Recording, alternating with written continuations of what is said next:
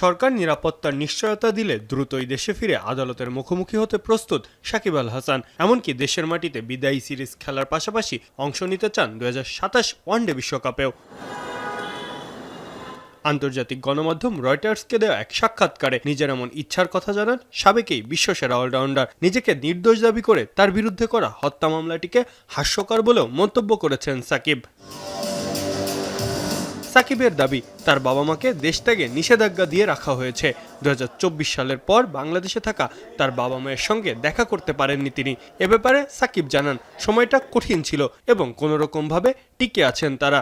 39 বছর বয়সী এই টাইগার ক্রিকেটার জানান, যত দ্রুত সম্ভব দেশে ফিরতে চান তিনি, আর তা সম্ভব না হলে শেখ হাসিনার সঙ্গেই ফেরার চেষ্টা করবেন। তবে সাকিবের এই বক্তব্যের পর অবস্থান স্পষ্ট করেছেন যুব ক্রীড়া প্রতিমন্ত্রী আমিনুল হক। তিনি বলেন, রাজনৈতিক অবস্থানের কারণে স্বাভাবিক প্রক্রিয়ায় সাকিব আল হাসানের দেশে ফেরার আর কোনো সুযোগ নেই। একজন ক্রিকেটার হিসাবে সরকার এতদিন বিষয়টি নমনীয়ভাবে দেখছিল, কিন্তু এখন আর সেই সুযোগ নেই। শিয়া বাটার ও ভিটামিন ই সমৃদ্ধ লিলি বিউটি সোপ, তারুণ্যময় উজ্জ্বল ত্বকের জন্য।